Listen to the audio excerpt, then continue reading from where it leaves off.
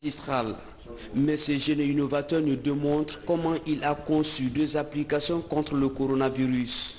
Ce schéma est la représentation directe de sa première solution qu'il a baptisée K-Santé. Une innovation technologique qui permet de prévenir un cas suspect à côté de vous. Et ce n'est pas tout. Une chaîne de conseillers créée dans la même application dans toutes les langues. Elle peut aussi alerter de la présence d'un centre de santé dans un rayon de 100 mètres de circonférence. Elle est utilisable dans tous les téléphones Android. Le plus important dans K-Santé, c'est résoudre la chaîne de propagation du virus. C'est suivre le virus. Nous, on s'est focalisé sur ça, le suivi du virus directement. Parce qu'on dit que les autres pays ont montré l'exemple pour pouvoir vraiment limiter la propagation du Covid en Guinée. Le plus important, c'est avoir la chaîne de contamination, c'est pas avoir le nombre de malades. Donc nous, on permet d'abord de savoir qui a été en contact avec un malade en temps réel. Et d'abord à la personne de savoir, mais l'un de mes contacts vient d'être déclaré malade et pouvoir arrêter la chaîne de contamination et permettre à celui-ci d'être en 14e ou bien en quarantaine. Et aussi discuter des fois avec la NSC s'il le veut ou bien il discute avec son smartphone jusqu'à ce qu'il soit vraiment sûr qu'il est malade ou bien il se fait des prises de dépistage le plus vite que possible. Au-delà des cas santé, une autre application est mise à disposition pour rendre les téléphones intelligents. Il s'agit de Fatou.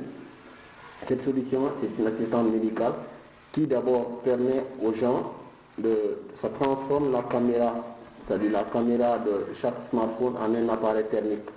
Pour que quand tu as ton smartphone, ton téléphone à toi-même, tu n'as pas besoin de thermoflash, mais plutôt tu peux faire des prises de température en temps réel, tu peux faire des prises de fréquence respiratoire en temps réel pour pouvoir vraiment faire des premiers tests de Covid. Depuis un mois, Ibrahim et ses amis travaillent sur ces deux solutions et n'ont pas reçu encore l'aval de l'Agence nationale de sécurité sanitaire. En attendant, l'application Fatou, elle, a déjà séduit des partenaires comme Enabel, OIM et l'incubateur Oser Innover qui les accompagne déjà. Ce jour, le projet est très bien avancé. Il a déjà conçu pratiquement l'application.